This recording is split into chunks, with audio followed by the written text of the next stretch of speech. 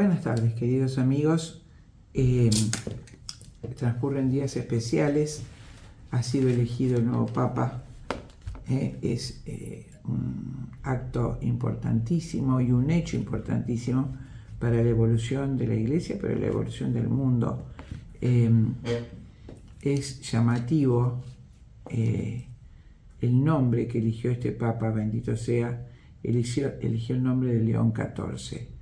Su predecesor en el nombre fue León XIII, quien gobernó la Iglesia a fines del siglo XIX e hizo importantísimas aclaraciones doctrinarias en sus múltiples encíclicas.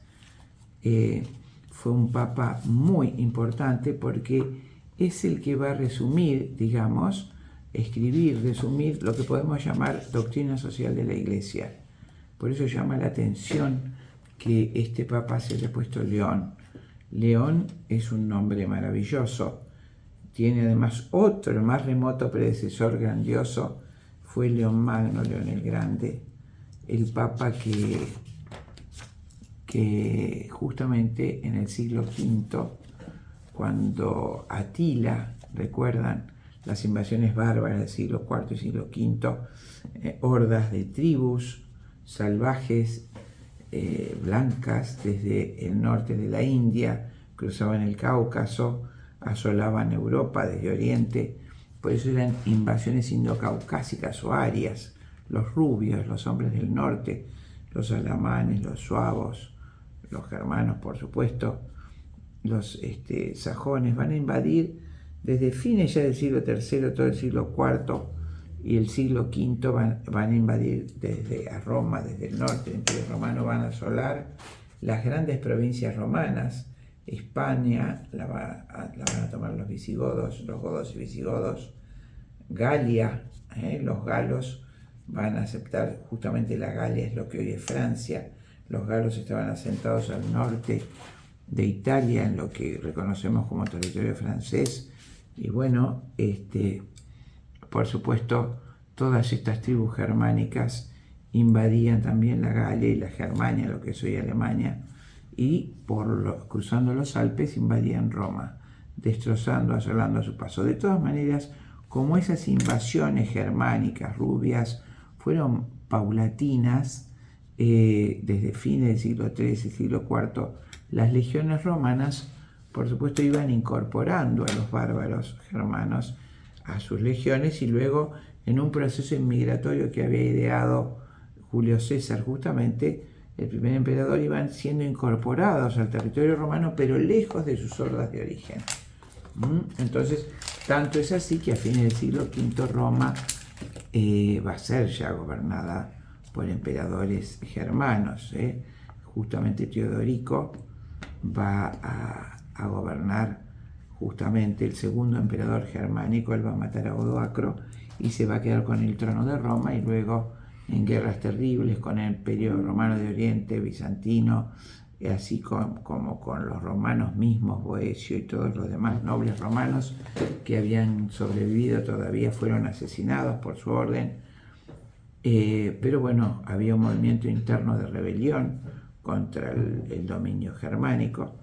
Por supuesto, vale recordar que Roma caía ya por su propio peso. El Imperio Romano empieza a caer en el siglo III, cuando se legaliza el divorcio. Atrás del divorcio viene el aborto y hay una caída demográfica importantísima.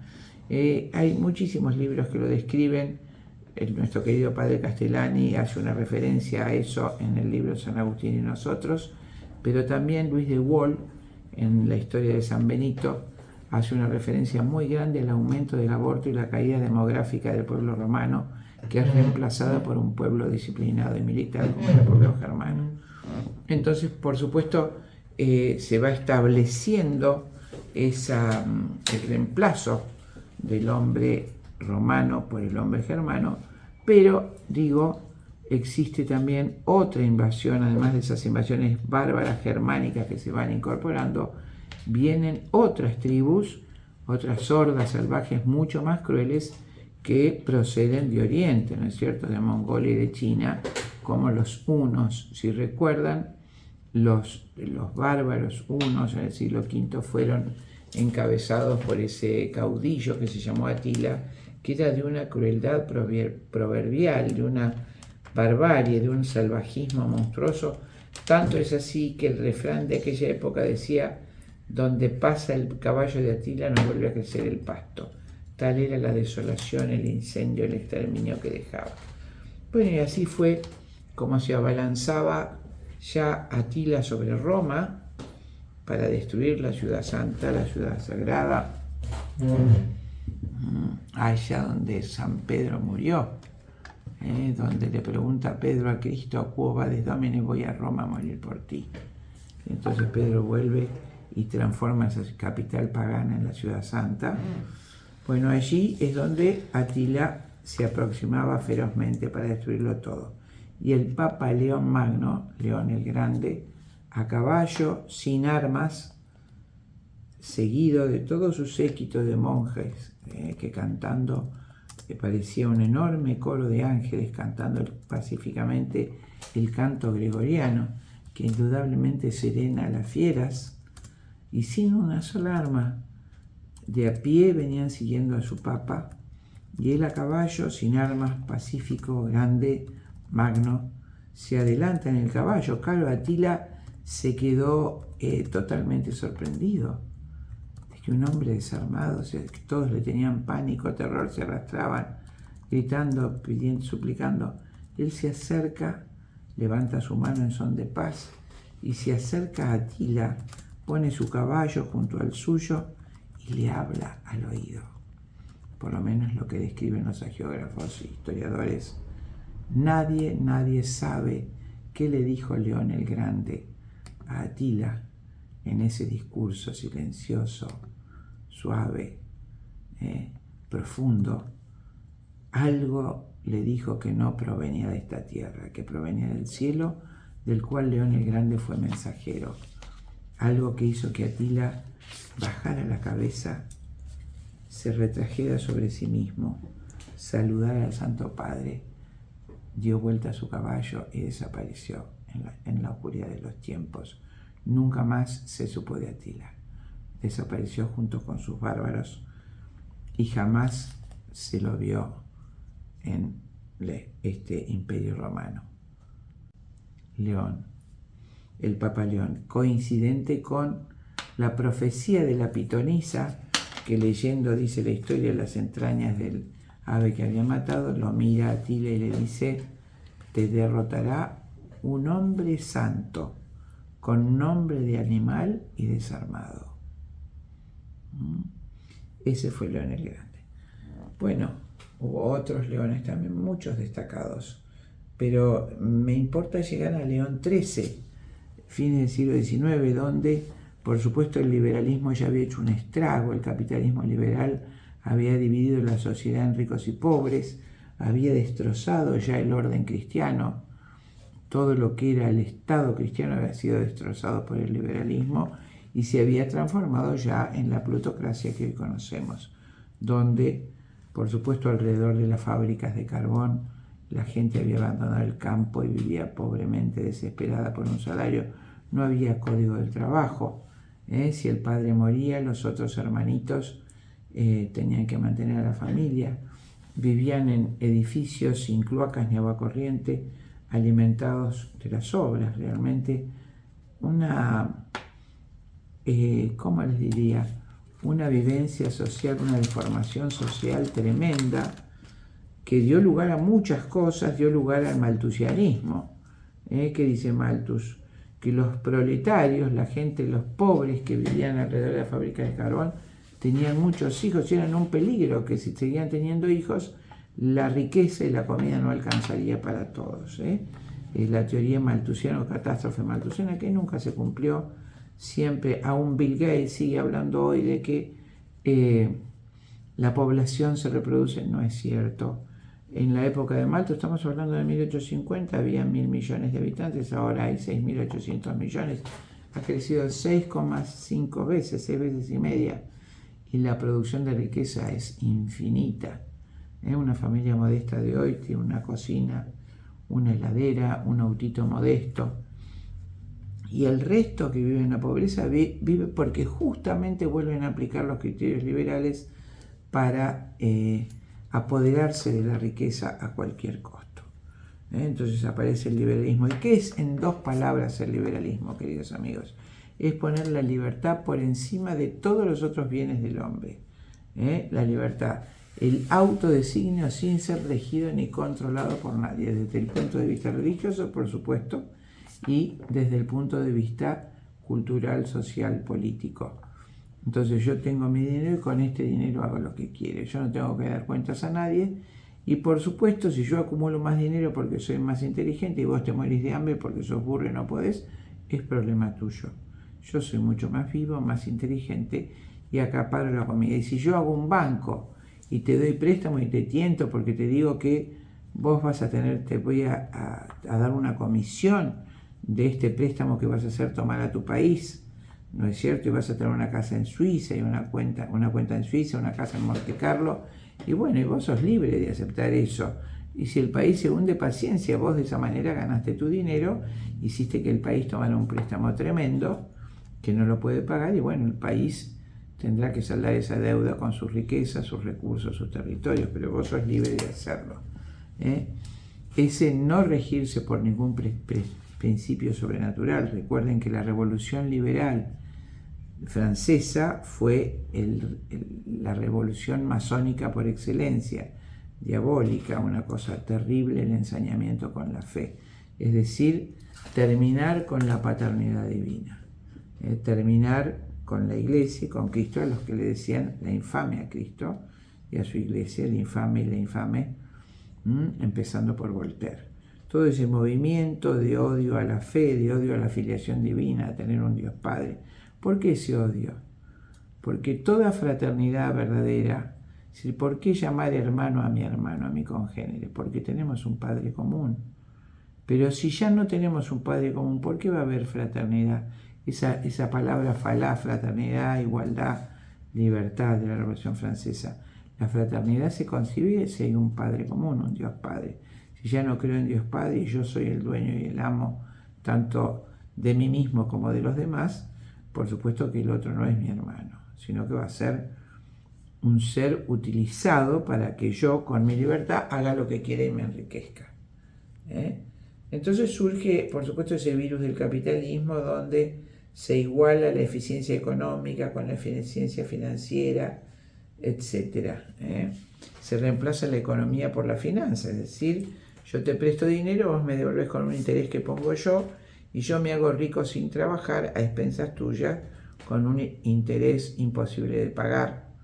En fin, la libertad, queridos amigos, ontológicamente y teológicamente es solo un medio por el cual el hombre se hace bueno, se perfecciona, crece, madura, se hace santo, diríamos, en la fe, o se hace perfecto, diríamos, con la rectitud del mundo.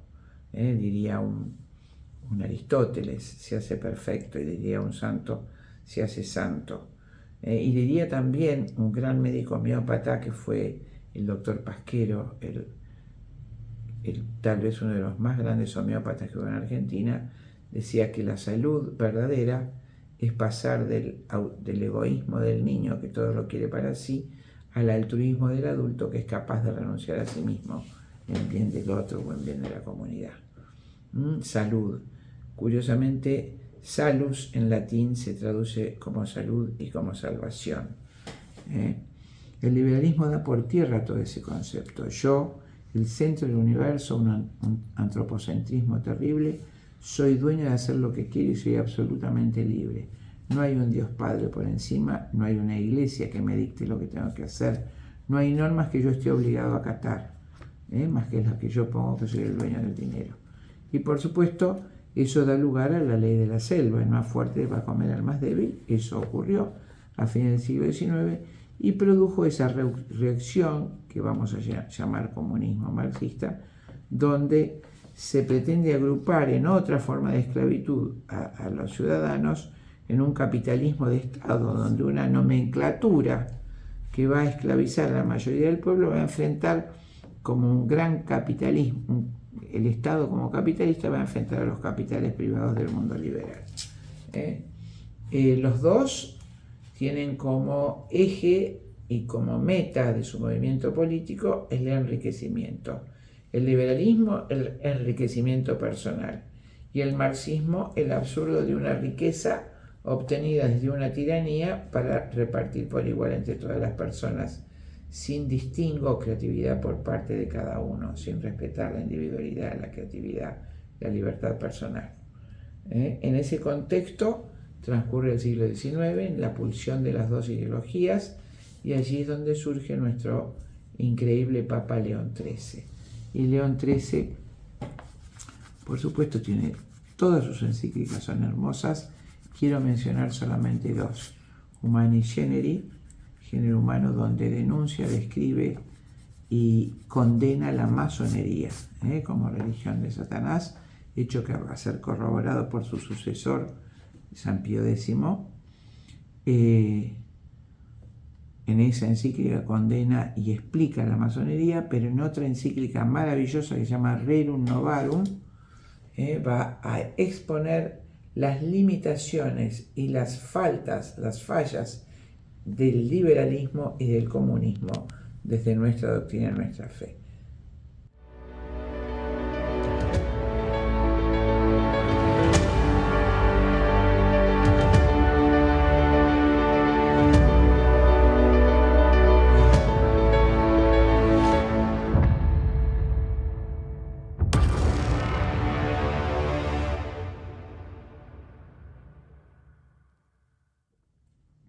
Es decir, ningún católico puede ser liberal, ningún católico puede ser marxista. Conceptos que se olvidan continuamente.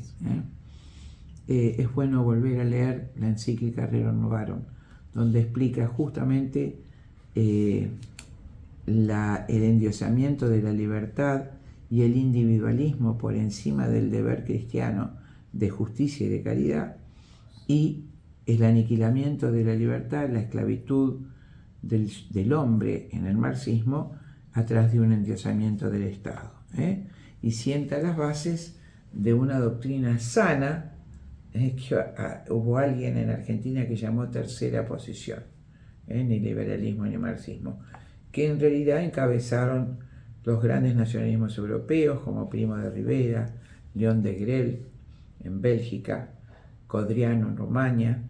Es decir, la obligación cristiana de la justicia y la obligación cristiana de la caridad.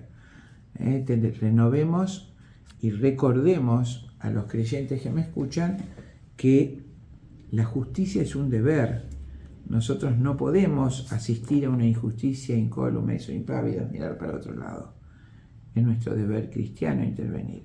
Y la caridad, digamos, es el llamamiento de Cristo por el cual llegaremos al cielo, que es el amor al otro por amor a Dios, porque el otro es imagen y semejanza de Dios. Entonces el Estado cristiano tiene la obligación de, respetando la libertad, el capitalismo no liberal, la creatividad de cada uno para conseguir sus medios de evolución, siempre con una conciencia de cumplir un rol en el desarrollo de todos mis compatriotas. Acá tenemos a Enrique Shaw, que es venerable, que hizo la Asociación de Empresarios Cristianos hace muchos años, creo que fue el fundador de Rigoló. Tenemos algunos otros ejemplos. También tenemos el movimiento obrero argentino, y recordamos que cuando en el año 46 Perón hace el lineamiento del justicialismo, habla exactamente de la tercera posición, respetando la propiedad privada, pero recordando también que hay una función social y que quien dirige el Estado cristiano tiene la obligación de proveer de trabajo a toda la comunidad. Entonces, él dibuja, hace y concreta un modelo de Estado cristiano. Por supuesto, yo no lo viví, yo nací en 1954, simplemente estudié en el archivo histórico, vi las tasas de crecimiento, vi además algo extraordinario, como él, por un principio de justicia, desafía el poder inglés. Churchill había condenado a España. Les recuerdo a los católicos que me escuchan, que por supuesto tienen el germen del antiperonismo, que nunca me lo logré explicar, a pesar de que no lo viví, simplemente estudié, vi las cifras, me fui acá a la iglesia de San Francisco porque Eva era terciaria franciscana, por eso conoció a Perón cuando ella va como terciaria franciscana en el terremoto de San Juan en 1944, cuando ella estudiaba teatro. No encontré todo lo que dicen de ella, pero más allá de eso, él ejecuta, yo diría, los lineamientos que León XIII dibuja como un Estado cristiano en Rerum Novarum. Por supuesto, hay un hecho al que me refería recién, cuando el general Franco en España derrota a las tropas republicanas comunistas, Inglaterra, Churchill, que por supuesto era aliado de Stalin, pese a los libertarios que buscan la antinomia liberalismo-comunismo. Entonces puedo decir que cuando ganan la Segunda Guerra Mundial Inglaterra con Estados Unidos y Rusia, se juntan todos en Yalta, en el famoso Tratado de Yalta en el que se reparten el mundo, y Churchill bloquea la economía española para que se mueran los españoles de hambre, porque habían derrotado a los republicanos comunistas. Entonces Perón desafía ese feroz mandato, esa injusta sentencia de Inglaterra, y manda con la vicepresidenta Eva, su señora, cargamentos de carne y trigo a la madre patria. Es muy significativo. Debe haber habido otras cosas feas. Yo lo que vi es que hubo un exterminio de la pobreza, que canceló la deuda externa y que no tomó deuda.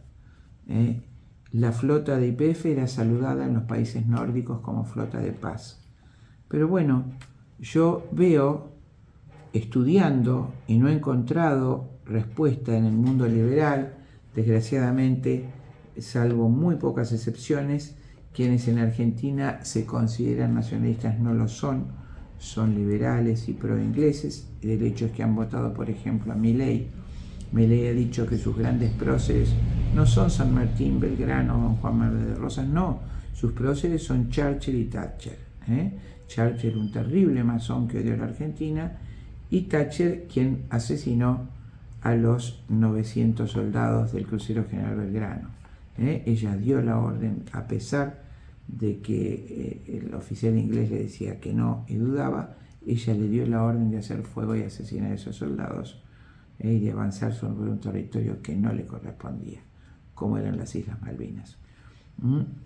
Entonces, todo esto ensamblando un poquito lo que pasó con nuestra iglesia, el Papa se pone el nombre de León XIV y tuve que hacer referencia a su predecesor León XIII, quien en Rerum Novarum muestra la doctrina social de la Iglesia. Hice una referencia actual a nuestra política, a nuestro presidente, que es totalmente pro-liberalismo inglés, pero anti-territorio argentino. De hecho, ha liberado los aranceles para la importación, dejando en la calle a todos los obreros de Tierra del Fuego que elaboraban, por ejemplo, teléfonos. Al contrario de lo que ha hecho el presidente Trump, que ha arancelado toda la importación para favorecer la industria local. El presidente Milei no solo ha liberado los aranceles para destruir la industria nativa y hacer entonces que la industria importada termine con la poca industria argentina que quedaba, sino que quiere destruir con Stutzner el Instituto Geográfico Argentino, Instituto Geográfico Nacional, donde están todos los archivos de la historia de las Antártida, islas del Atlántico Sur e Islas Malvinas, para que no queden registros de la soberanía argentina, probablemente para entregar el territorio. Espero equivocarme, pero recuerden que con urgencia, cuando hizo la ley Bases, abolió la ley de tierras, donde se prohibía vender más de 1000 hectáreas a los extranjeros. Ya el señor Epstein tiene una inmensa cantidad de territorio argentino y muchos bienes patrimoniales. Ha entregado todos los recursos a compañías multinacionales extranjeras que no pagan impuestos durante 30 años, ha regalado, nos ha desprovisto de los recursos, incluido el oro que podría salvar a nuestro país, y quiere destruir el Instituto Geográfico, de manera que seguramente entregará el territorio argentino. espero equivocarme, pero así lo dice, así lo ha múltiplemente lo ha avisado. Está ahora luchando para deshacer este instituto y asimilarlo a otro instituto, desapareciendo todo el archivo de la soberanía sobre el Atlántico Sur de nuestra historia argentina. No sé a quién responde Milei, pero volviendo a nuestro nuevo Papa, León XIV, es increíble que haya tomado este nombre de León, haciendo referencia claramente a León XIII y continuando con su concepto de la doctrina social de la Iglesia, seguramente, pero además ha tenido un gesto que escuché ayer en una locución del misionero en Gaza, el padre Romanelli, ha dicho: me duele Gaza. Y esto es en un estado donde Trump se ha manifestado totalmente de acuerdo con el Estado de Israel. Esto es un gesto de misericordia donde se protege a todos los semitas, porque todo Medio Oriente, recuerden, todo Medio Oriente, según nuestra tradición bíblica, pertenece o quedó en los hijos de Sem, que era el hijo mayor de Noé. Sem, cuyo cuarto hijo es Aram.